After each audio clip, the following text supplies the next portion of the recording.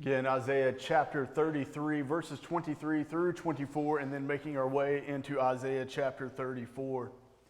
Your cords hang loose. They cannot hold the mast firm in its place or keep the sail spread out. Then prey and spoil in abundance will be divided. Even the lame will take the prey, and no inhabitant will say, I am sick. The people who dwell there will be forgiven their iniquity. Draw near, O nations, to hear, and give attention, O peoples. Let the earth hear, and all that fills it, the world and all that comes from it. For the Lord is enraged against all the nations, and furious against all their host. He has devoted them to destruction, has given them over for slaughter. Their slain shall be cast out, and the stench of their corpse shall rise. The mountains shall flow with their blood. All the host of heaven shall rot away, and the skies roll up like a scroll. All their host shall fall as leaves fall from the vine, like leaves falling from the fig tree. It's pretty brutal, is it not? Now, before we can dive into those verses, let us do what we always do, back up, discuss what we talked about last week so that we keep everything in its proper context. Now, last week we made our way through Isaiah chapter 33, verses 17 through 22. And it's here in verse 17 that we get a prophetic word about the Messiah who is promised. For the southern kingdom, and who Isaiah is speaking to, has rejected God. They have rejected God the Father, and in his place they have put man, earthly man, by way of king. That's who they're looking to, whether it be their own king or their king from a foreign land to protect them against the Assyrian army. Because why? What was it that God promised the southern kingdom? He said, you look to me and you will be protected. But the arrogance of the southern kingdom, from their government officials to their religious leaders to their very citizens, what did they do? Did they look to God? No. They looked away from God when they heard about the Assyrians coming for them.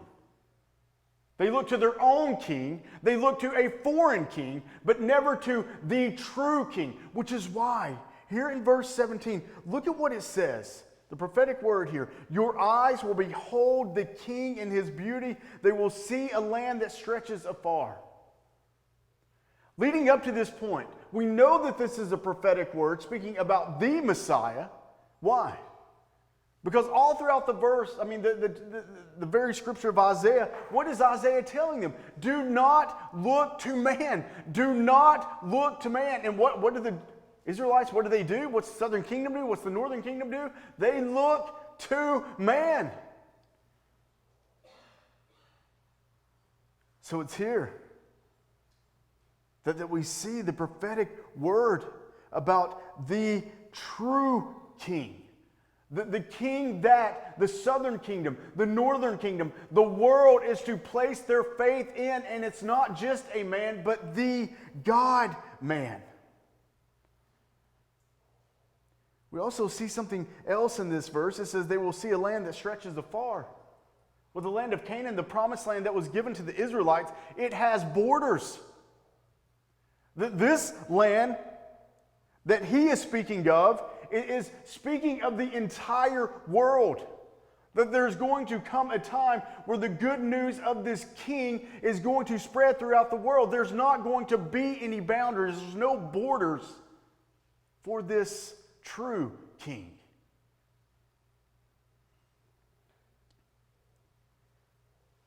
This is the king that their faith is to be placed in. Now we know that the southern kingdom, they hear this prophetic word, but they do not listen to it. They do not listen to it. Does this turn them towards God? No.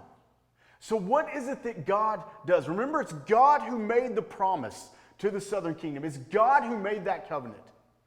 And it's God who's going to rescue his own, his remnant.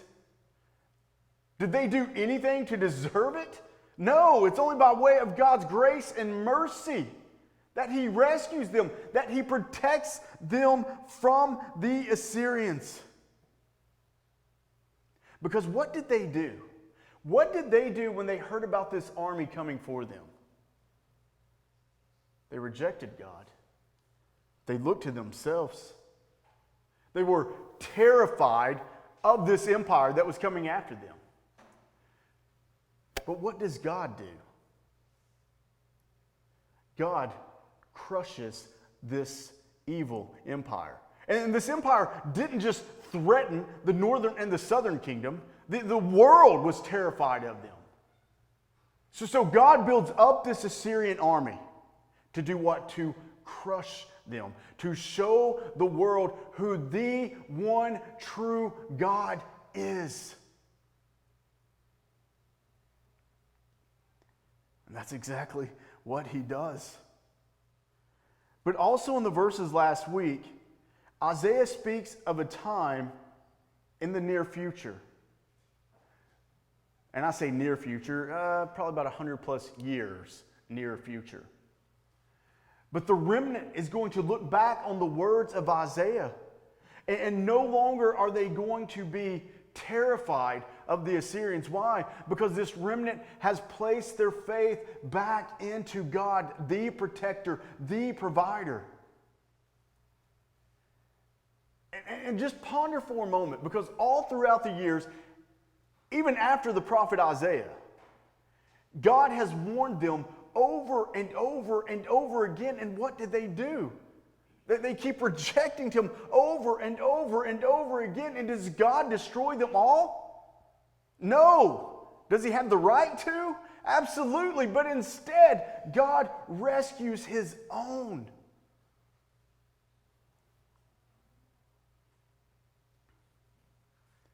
Isaiah is telling them there's going to be a time when your faith is placed back in the Lord.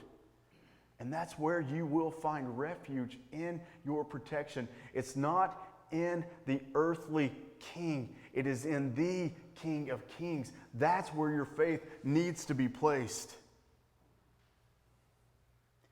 All right, let's continue in Isaiah chapter 33. Let's look at verse 23. Here Isaiah says, your cords hang loose. They cannot hold the mast firm in its place or keep the sail spread out. So this shows us the illustration. So now we're coming back. Isaiah is talking to the southern kingdom, the very ones where he's saying there's going to be a time in the future, 100 plus years, where this remnant is going to be placing their faith in God. They're going to understand where their protection comes from. But now he's speaking to them, and he's saying to them, your cords hang loose. They cannot hold the mast firm in its place or keep the sail spread out. For when this southern kingdom is apart from Christ, they are like a flailing ship out at sea. For without God, metaphorically speaking, they are shipwrecked. So even Isaiah is telling them that yes, the Assyrians are going to be crushed, but it's not because of anything that you have done. It's what God is going to do for you. It's what God is going to do in spite of you. Why? Because he's promised a remnant. Isaiah goes on, he says, then prey and spoil in abundance will be divided. Even the lame will take the prey. Here Isaiah is saying, listen, for without God, oh southern kingdom, you would have lost everything. For even the lame would have preyed upon you after the Assyrians finished you off. You couldn't defend yourself even against the lame.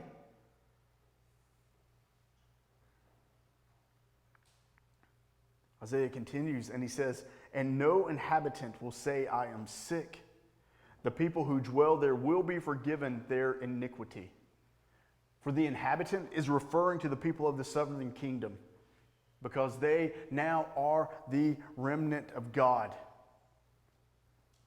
And it is them, this remnant, that will be brought to the realization that they don't need an earthly king to protect them, to lead and guide them. They'll come to the understanding that the true issue they have isn't with foreign invaders. It wasn't with the Assyrians, but it's with their tattered relationship with God because of their sin. This remnant will come to understand that what they need is to be forgiven and obedient to Him. That's what it means by when it says the people who dwell there will be forgiven their iniquity. For they are no longer sick because the remnant has been forgiven. So you see this hope for them. For those who have rejected Christ, for God, I should say, during this time, but if you reject God during this time, you're rejecting Christ, because the promise has already been made, even in the Old Testament, all the way back in Genesis, about the seed that is coming. And then we see another glimpse of the Messiah who's to come in verse 17, about the beauty of the King. So to reject God is to reject Christ. But here he is, he's telling the southern kingdom that yes, you have rejected him time and time and time again, but he is going to rescue you. So there is this hope. But heading into chapter 34, Isaiah is going to make it perfectly clear what's going to happen to the nations who reject God. He's going to make it perfectly clear what's going to happen to the nations who continue to live only for themselves. And when I say make it perfectly clear, Isaiah is sentencing them to this. This is what's going to happen to them. It's not a if, but this is the promise. For the understanding is this: for every nation that rejects God, rejects Christ, they're rejecting the sacrifice that He made to atone for their sins. And if they're rejecting that sacrifice, you know what that means for them? They will become the sacrifice. Now this language, it's hard-hitting and it's going to be harsh at times because it's showing us the seriousness of sin and how God despises it.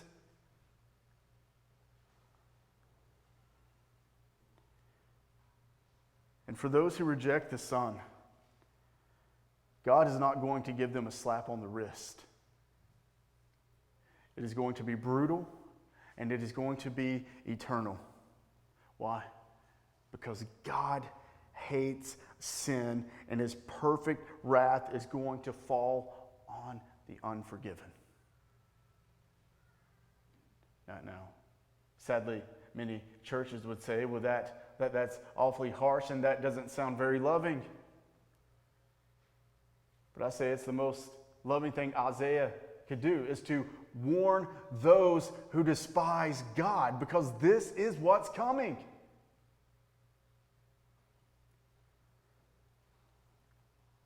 All right, Isaiah chapter 34, verse 1, judgment on the nations. Draw near, O nations, to hear, and give attention, O peoples. Let the earth hear and all that fills it, the world and all that comes from it.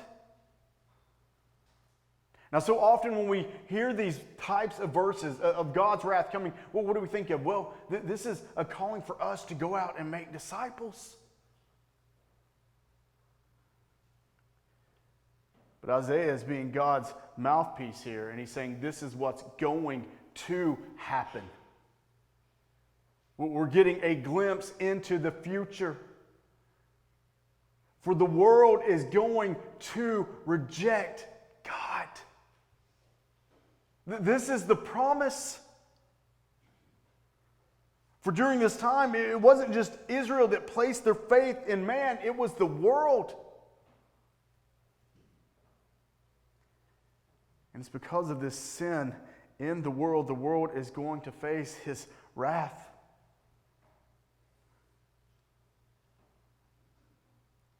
From the animals in the sky, the land and sea, the plants, trees, everything that is found on this planet, and everything surrounding this planet, the entire universe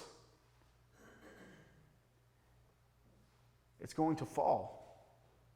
God is going to crush it because all of it is under the curse of sin. Look what Isaiah says in verse 2. For the Lord is enraged. It's not the Lord is upset. The Lord is a little disappointed. No. The Lord is enraged against all the nations. But he's not just enraged against all the nations. He's furious against all their host. The Lord has devoted them to destruction, has given them over for slaughter. Isaiah is pronouncing God's wrath.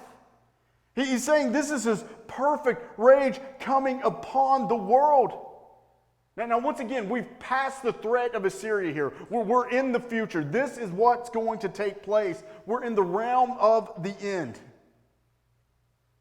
Now, yes, from this point of Isaiah and his prophetic word all the way until the end, which we're not sure when that's going to be, but God's wrath has been poured out throughout time on nations, on people, on the world. But this is talking about the end result.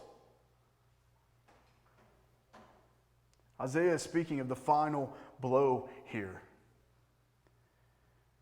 And notice how he's stating that all the nations have rejected him. Now, of course, this doesn't mean all of the people, but all of the nations will have those who deny him. It doesn't look as if it's saying the majority of the world is going to come to Christ.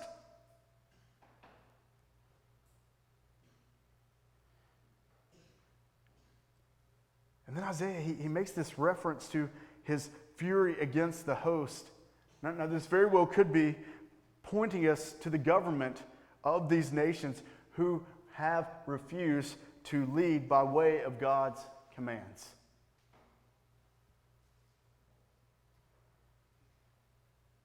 For the governing officials are more concerned about themselves and their power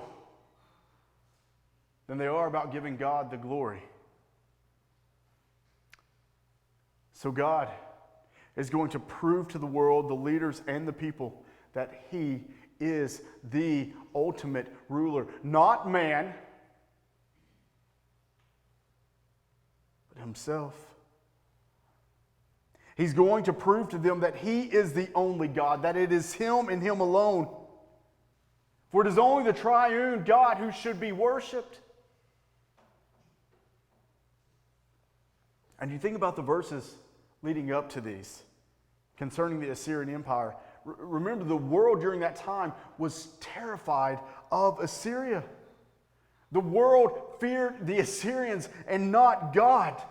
The world feared man and not God. And what did God do? By one angel, not a legion of angels, but by one angel, he wiped out 185,000 of the Assyrian soldiers in one night.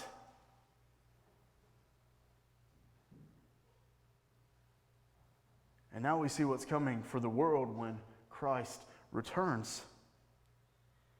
It's going to be God's perfect wrath, full of perfect fury and destruction.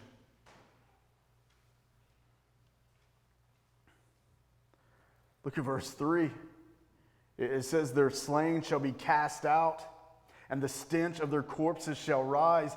The mountains shall flow with their blood. Now, this is a horrifying illustration. And Isaiah isn't holding back, these being the very words of God pouring from his mouth. Just how awful this scene is going to play out. For you think about us today, as soon as someone dies, what do? We take the body and we do whatever we can to preserve it, and then we place it in the ground as soon as possible. Why? It's to show respect. But it's also because we know it doesn't take long before that body starts to rot and smell.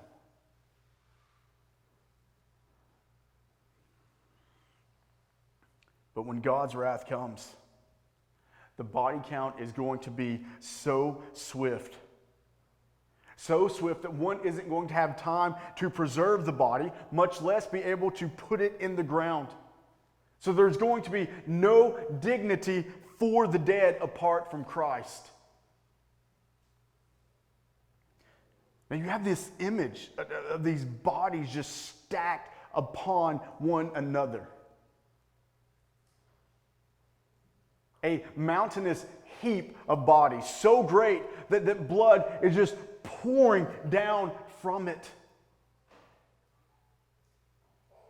And with these bodies, we have to understand there's no hope for them. You're talking about damnation. That's it. There is no purgatory. There is no do-over. It's done.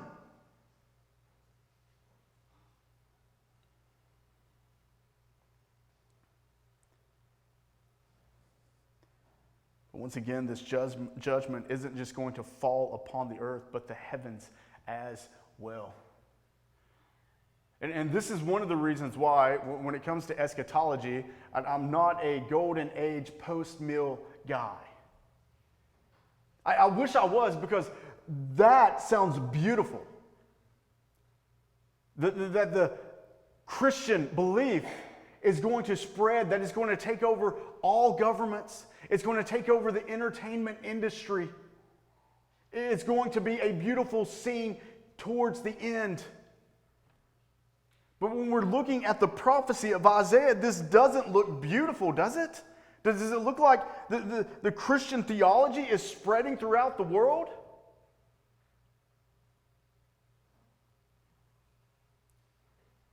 Now, yes, the gospel is going to spread throughout the world. The gospel is going to grow.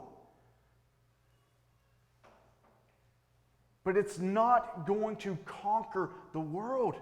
We see that in this prophetic word. Now, yes, Christ will conquer it.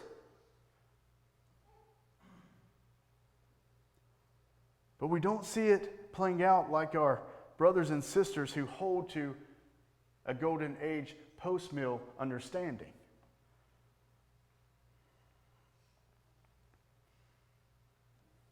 Now we're about to see how God rules over all things. When I mean all things, I mean all things. It says, look at verse 4. It says, look at verse 4. That's not what it says. Look at what it says in verse 4.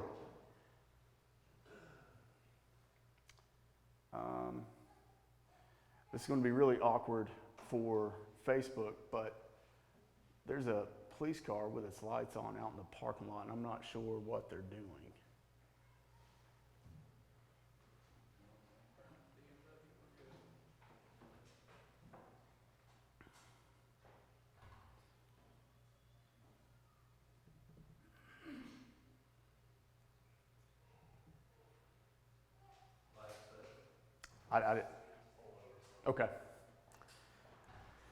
Okay. False alarm. We're good. Let's look at verse 4 and look at what it says. All the host of heaven shall rot away, and the skies roll up like a scroll. All their host shall fall as leaves fall from the vine, like leaves falling from the fig tree.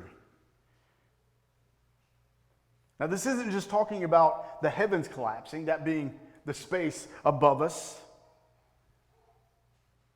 It's also referring to the stars, the universe, the galaxies, the planets. All of this will be destroyed because of the curse of sin. But do you know what else is happening when those stars come crashing down? For many nations, look to the stars as their gods. They have placed their faith in what God has created and placed in the heavens. So for those cults, for those false religions, when those stars come crumbling down, they're going to see their gods being destroyed.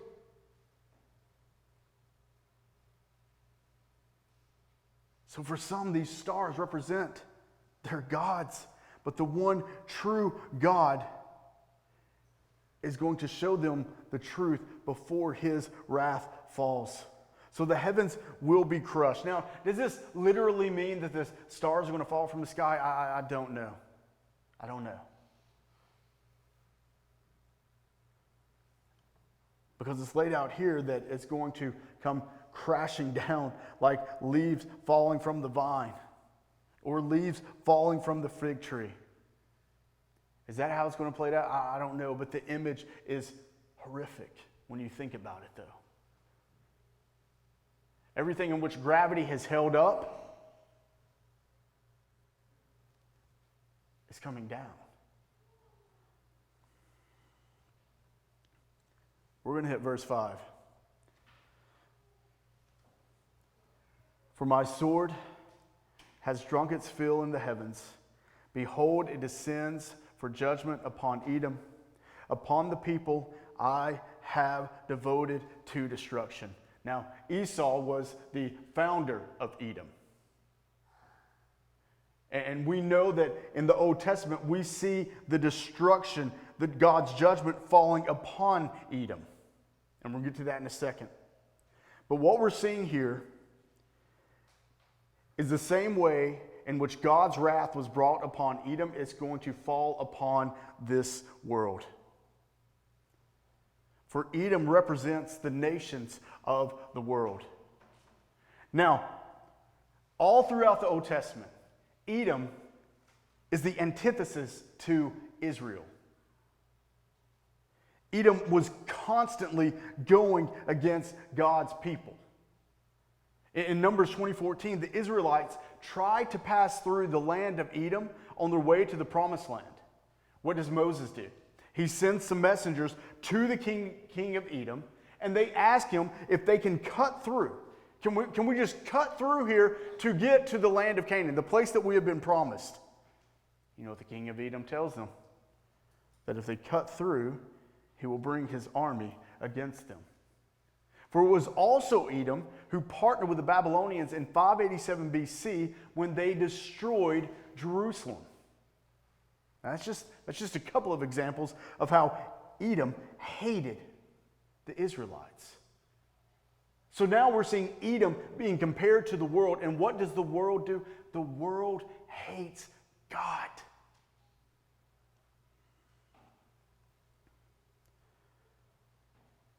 So we're seeing in these verses, once God's destruction of the heavens have been satisfied, it's then coming for the world.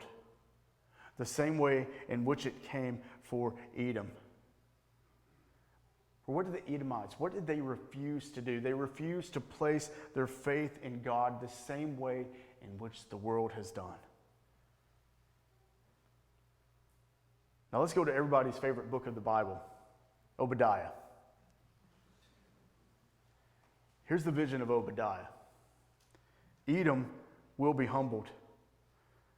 Thus says the Lord God concerning Edom. We have heard a report from the Lord, and a messenger has been sent among the nations. Rise up, let us rise against her for battle. Behold, I will make you small among the nations. You shall be utterly despised. The pride of your heart has deceived you. You who live in the clefts of the rock, in your lofty dwelling, who say in your heart, who will bring me down to the ground? Though you soar aloft like the eagle, though your nest is set among the stars, from there I will bring you down, declares the Lord. That's exactly what God did to Edom. And that's exactly what God is going to do to this world in the end times.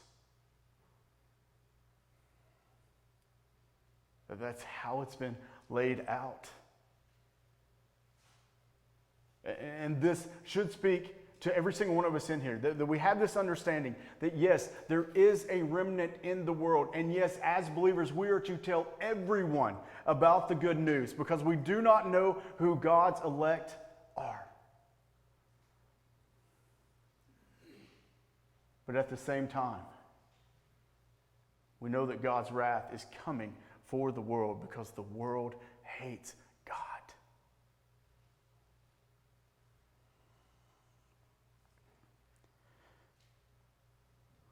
All right. Questions?